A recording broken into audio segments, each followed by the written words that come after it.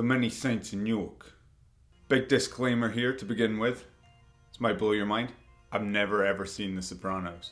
Maybe seen a couple of clips here and there. It's just, I didn't have HBO. I wasn't even in America, you know. I didn't buy the DVD or the VHS or anything, so I've just not seen it. It's just the truth. For the sake of this, it's actually probably pretty good that I haven't seen it, because now I can just neutrally look at this movie and be like, do I like it? First thing off the bat, although I've not seen The Sopranos, having seen many other shows, this definitely played out like a long episode. You could have maybe spliced it down the middle and said, here's your first hour-long episode, here's your second, to be continued kind of moment. I don't think it took away from it. It just made it perhaps a lot slower. It didn't feel like it needed to rush. It felt like they had more stuff to come, so they didn't need to like spring ahead or jump and get it moving, you know? So it started kind of slow.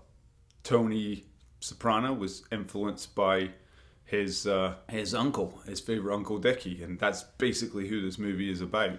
I loved at the start though, Ray Liotta cameo as Dickie's dad.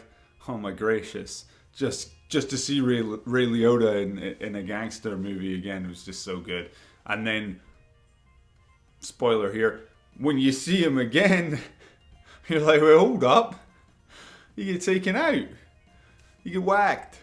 But no, he obviously has a twin brother that they haven't, who's in jail. So that was kind of cool. It's like, yes, I get even more Ray Liotta. My understanding in The Sopranos is that Tony Soprano eventually takes out his nephew, or technically cousin, but Dickie's son, in the show. And he's narrating this movie. So it plays out like a Greek or an Italian tragedy.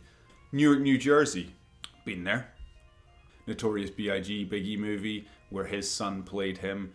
James Gandolfini, who plays Tony Soprano, his son is playing the young version of him.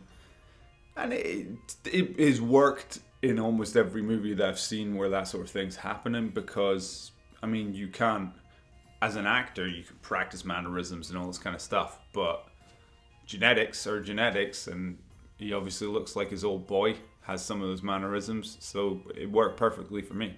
Now, Leslie Odom Jr.'s character, Harold, who's kind of the rival to Dickie by the end, and won't spoil it, but either way, I don't know, is his character in The Sopranos, again, as my disclaimer said, never seen The Sopranos. Yeah, I'm sorry, but nevertheless, is he going to be in The Sopranos? I don't know because I don't know what happens in the future, but from a little bit of research I did, it seems like there's a bit of a 20-year gap or something between this and The Sopranos, so I think they've opened themselves up to have more stuff go on.